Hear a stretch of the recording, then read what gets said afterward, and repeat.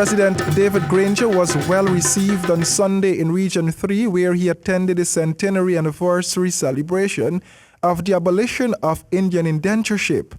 While Mr. Granger was at Lenora, opposition leader Mr. Jagdeo was at Babu Jaan addressing supporters there.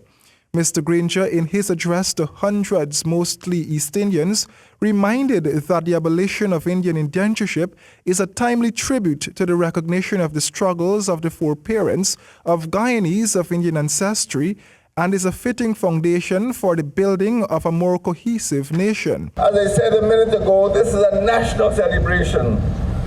All Guyanese, not just West Emra, not just Region 3, but all Guyanese should commemorate the centenary of the closure of a dark chapter in our history.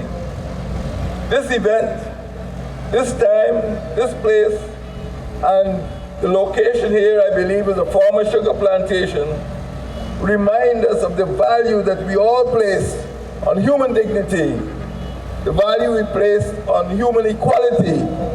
The head of state recapped that the Indian indentured immigration transformed the culture, the demography, and the political economy of what was then British Guyana. People who came, it transformed the Africans, the Chinese, the Indians, and the Portuguese. It transformed the lives of the people who were living here from time immemorial, the Amerindians. Only recently, President Granger was hailed by an East Indian group as being the first Guyanese president to recognize all the contributions made by East Indians from the time they arrived in Guyana.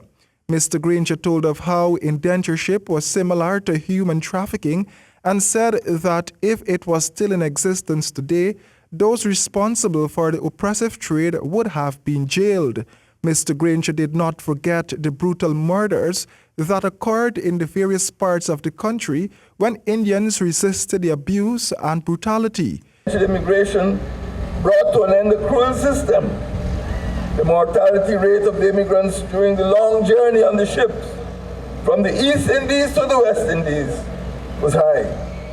Working conditions on the plantations were appalling. Indentured laborers were victims of low wages and high rates of mortality. The 8 decades from 1838 to 1917 saw almost 240 Indians arrive in Guyana. The majority, about 70%, opted to remain in Guyana at the end of their indentureship. The president said that the decision to stay and make this part of the world their home allowed the immigrant mentality to gradually give way to citizenship, identity. Royden James, HGP Nightly News.